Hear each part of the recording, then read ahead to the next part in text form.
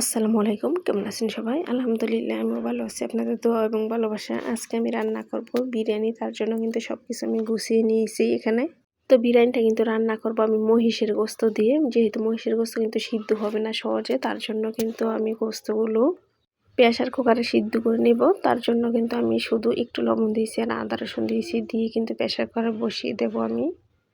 এই তো পরিমাণ মতন একটু পানি দিয়েছি যেন সিদ্ধ হয়ে যায়। আমি কিন্তু চুলার আঁচটা বাড়িয়ে দিয়েছি। আর এত রাতে বিরিয়ানি রান্নার উদ্দেশ্য হচ্ছে আমার বাসুরের ছেলেরা হচ্ছে রাত 10টা বাজে এসেছিলো। তো এসে বলতেছে চাচি আমরা রাতে বিরিয়ানি খাবো, তার জন্য কিন্তু আমি রান্নাটা বসিয়েছিলাম। তো যাই হোক, প্রথমে কিন্তু আমি বেরেস্তাটা আমি ভেজে নিয়েছি। এরপর কিন্তু আলু দেবো 2-3 পিস আমি। তো আলুটাও আমি ভেজে নেব। আর আলুটা ভেজে নিলে কিন্তু ভেঙে যাবে না সহজে, একদম শক্ত শক্ত থাকবে। এই কারণে ভেজে নিয়েছি আলুটা।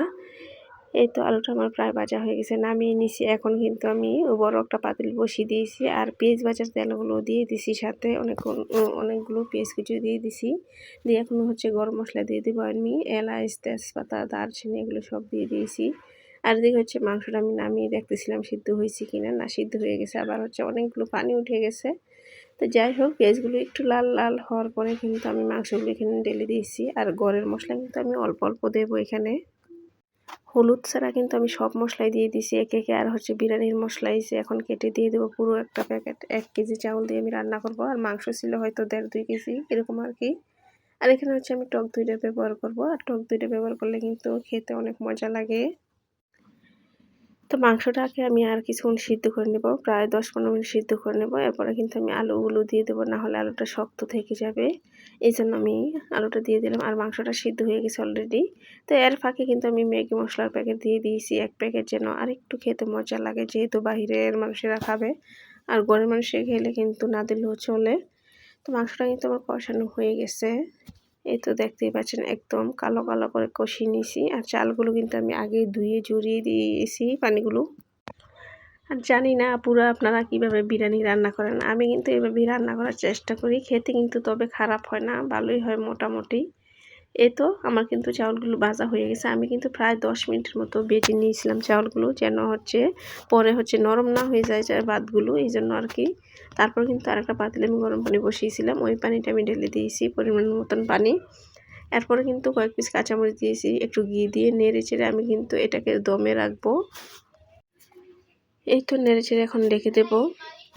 আর মিমের কিন্তু খুবই পছন্দ বিরিয়ানি। যেদিনই বিরিয়ানি রান্না করব ও কিন্তু অন্য কিছু খাবে না, শুধু বিরিয়ানি খাবে। আমার কিন্তু তেমন একটা ভালো লাগে না বিরিয়ানি খেতে। এই তো বিরিয়ানিটা দেখুন একদম কিন্তু হয়ে গেছে। আমি তারপরও কিন্তু অল্প আঁচে বসিয়ে রেখেছি চুলার আঁচটা। এই যে মাশাআল্লাহ কিন্তু একদম ঝরঝর হয়ে গেছিলো। তারপরে কিন্তু শোকেস থেকে থালাবাড়ি নামিয়ে নিয়েছি, আমি প্লেটগুলো মেজে নিচ্ছিলাম। আর এদিকে হচ্ছে যেহেতু বাসুরের ছেলেরা আসবে, এই জন্য কিন্তু আমি কয়েকটা ডিম সিদ্ধ করে নিয়েছি এখানে। আর এই যে দেখুন উপরে কিন্তু আমি সাজিয়ে দিতেছি। প্রথমে কিন্তু বেরেস্তাগুলো দিয়ে দিয়েছি পেঁয়াজের, এরপর কিন্তু ডিমগুলো আমি কেটে কেটে ডিজাইন করে দিয়েছি উপরে। দেখতে কিন্তু ভীষণ সুন্দর হয়েছে আর খেতেও কিন্তু অনেক মজা হয়েছে। তো সবাই কিন্তু প্রশংসা করছে খেয়ে, যে না চাচির মা অনেক মজা হয়েছে আপনার হাতের বিরিয়ানি। এই তো রাত 12টা বাজে কিন্তু আমরা অলরেডি সবাই খেতে বসে গেছি। এই যে সবার জন্য কিন্তু বেড়ে নিয়েছিলাম, সবাই কিন্তু একসাথে খেয়ে নিয়েছি আমরা সবাই। তো আমার রান্নাবাড়ি কেমন হয়েছে আপনারা কিন্তু অবশ্যই কমেন্টের ভিতরে জানাবেন। আপুরা এত কষ্ট করে আপনাদের জন্য ভিডিও বানাইছি, অবশ্যই কমেন্ট করে যাবেন। পারলে একটা লাইক কমেন্ট শেয়ার করতে ভুলবেন না। তো আশা করছি সবার কাছে ভালো লেগেছে ভিডিওটা। তো আজকের ভিডিওটা এই পর্যন্তই। ভালো থাকবেন, সুস্থ থাকবেন। আল্লাহ হাফেজ সবাইকে। আসসালামু আলাইকুম।